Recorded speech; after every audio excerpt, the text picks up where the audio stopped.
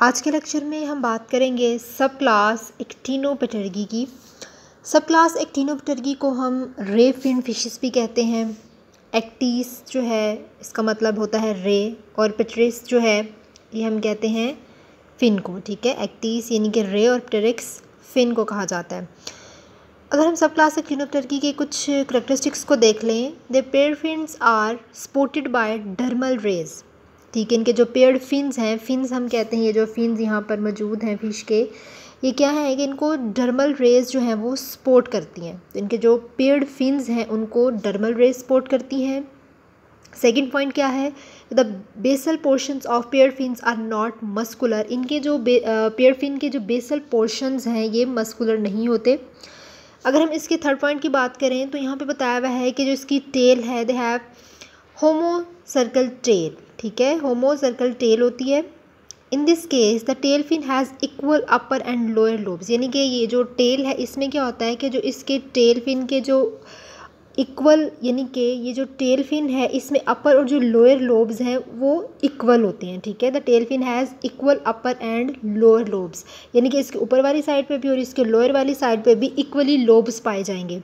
Fourth point क्या है कि इनके जो ऑल्फैक्टरी सैक्स हैं ये ब्लाइंड होते हैं। ठीक है, नेक्स्ट क्या बताया हुआ है कि ये फिशेस जो हैं they are commonly called ray fin fishes, जो कि मैंने आपको बता दिया है कि इनको कॉमनली हम रे फिन फिशेस भी कह रहे होते हैं। ठीक है, और ये जो फिन्स हैं इनमें मस्कुलर लोब्स नहीं पाए जाते। ठीक है, अगर आगे हम बात करते हैं कि the usually possesses swim bladders. अब इनके पास स्विम ब्लैडर्स पाए जाते हैं। ये जो स्विम ब्लैडर्स हैं ये क्या हैं, ये गैस फिल्ड सैक्स हैं। ठीक है, ये कहाँ पर पाए जाते हैं swim bladder, they are present along the dorsal wall of the body cavity. यानी कि इसकी जो बॉडी कैविटी की जो डोर्सल साइड है, जो डोर्सल वॉल है, वहाँ पर ये स्विम ब्लैडर पाए जाते हैं।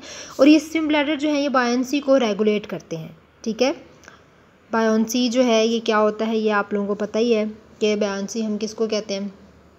वाटर फ्लोटिंग की जब हम बात करते हैं तो तब हम कहते हैं कि ये क्या है, ये बायोंसी है। तो स्विम ब्लैडर जो है वो बायोंसी को रेगुलेट कर रहा होता है। ठीक है, अब यहाँ पे जोलॉजिस्ट ने इसके बहुत सारे पॉइंट्स बताए हुए हैं एवोल्यूशन के, कि एक्टिनोपटेर्गी की एवोल्यूशन किस तरह से हुई है। अब इसकी जो मॉडर्न क्लासिफिकेशन है वो क्या है कि इसके दो इंफ्रा क्लासेस हैं। सबसे पहले इसकी जो इंफ्रा क्लास है that is the infra class chondrosteans. ठीक है, अब जो इंफ्रा क्लास कॉन्ड्रोस्टियंस है इसमें बहुत सारी स्पीशीज़ पाई जाती हैं जो कि पर्मियन, ट्रायसिक और जुरासिक पीरियड के दौरान ज़िंदा थी। ठीक है, लेकिन अगर हम आज की बात करें तो टुडे इसकी 25 स्पीशीज़ जो हैं वो अभी तक इसकी पाई जाती हैं। अब जो एंसेस्ट्रल कॉन्ड्रोस्टियंस थे उनका जो स्केल्टन था वो बोनी स्केल्टन था। ठीक है, लेकिन जो अब हम मेंबर्स देखते हैं इसके जो लिविंग मेंबर्स हैं जैसे कि स्टर्जियंस हैं, पैडल फिशेस हैं, इनका जो स्केल्टन है वो कार्टिलेज से मिलके बना हुआ है। यानी कि जो इसके एंसेस्टर थे उनका स्केल्टन बोनी था। जो अब वाली पैडल फिश और जो स्टर्जियंस हैं जैसे कि ये स्टर्जियन फिश है, ये क्या है, इनका जो स्केल्टन है वो कार्टिलेज से मिलके बना हुआ है, कार्टिलेजिनस स्केल्टन है। ठीक है, अब जो कॉन्ड्रोस्टियंस है इनके पास टेल भी पाई जाती है with a large upper lobe. ठीक है, आगे स्टर्जियंस को हम देख लेते हैं। अब स्टर्जियंस के बारे में बताया हुआ है कि मोस्ट स्टर्जियंस लिव इन द सी।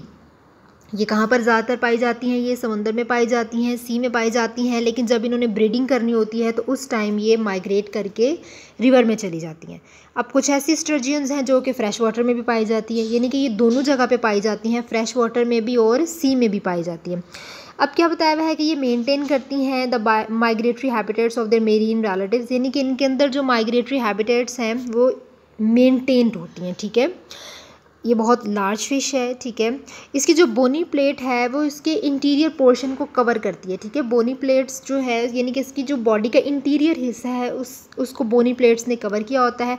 उसके अलावा जो इसकी ये जो टेल है इस पर बहुत सारे हैवी स्केल्स पाए जाते हैं। ठीक है, जो स्टर्जियन का माउथ है ये आप देख लेंगे बहुत स्मॉल होता है। ठीक है, और इसके जाज बहुत ज़्यादा वीक होते हैं।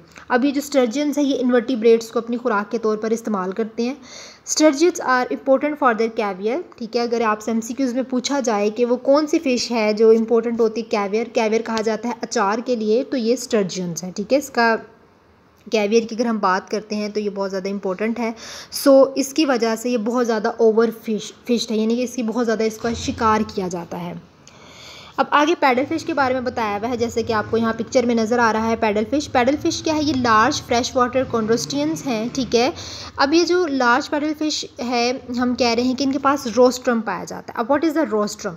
रोस्ट्रम ये आप इसके इंटीरियर साइड पे, इसके मुंह के आगे आपको एक ये लंबा सा एक हिस्सा नज़र आ रहा है, दैट इज़ द रोस्ट्रम, ठीक है। इसका जो माउथ के आगे इंटीरियर पोर्शन है वो काफ़ी बड़ा होता है, जिसे हम रोस्ट्रम कहते हैं।